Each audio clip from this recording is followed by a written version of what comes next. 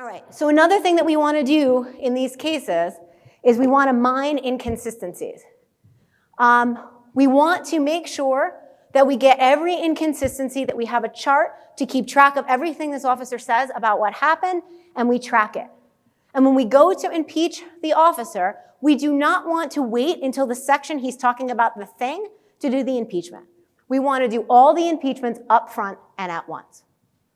So in a case involving officer credibility or a motion involving officer credibility, the first thing, if you have 35 impeachments for the officer, do all 35 of them before you do anything else. And here's the reason. It's easy for a jury or a judge to say, well, he was scared.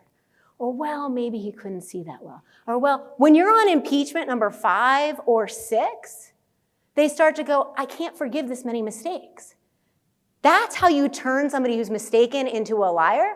You show all the times that they were inconsistent, one after the other after the other. This enables you to not only get the maximum value, it also enables you to now start impeaching on stuff that probably would be too small to impeach about. Left hand, right hand, you know, blue jacket, purple jacket. You can stick those kind of towards the end and you could throw them in there. Now, the more impeachment you have, you do it up front. Now this jury, now those red jurors who were like, I believe all police officers, were like, oh, not really this one. And they're going to be more open to the rest of your arguments. Demeanor. I love this picture. Like whatever these guys are about to say next is a lie, right? Like, I don't look at this demeanor. You want to start recording demeanor. There's Wigmore on evidence, which I don't typically walk around quoting, but there's a great quote about demeanor. The case is Dyer versus McDougall. That demeanor is part of the evidence. What do I mean by that? Officers often look like they're lying, and that is not captured on the record.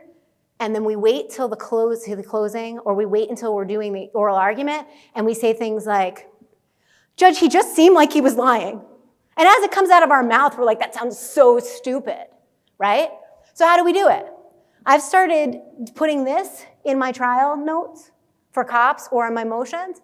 And if they just do something physically or use a voice that's really weird at a part that's inappropriate or something that I want to call out, I stick it here. And then later, I can say, you know, Officer X crossed his arms and looked down towards his lap every time I asked him about the car. That happened, page 1, line whatever, page 2, line whatever, right? So you're telling the judge where in the transcript you saw this. Now, is the judge still free to accept or reject it? Sure, but it sure sounds a lot more facty when you do it this way, right?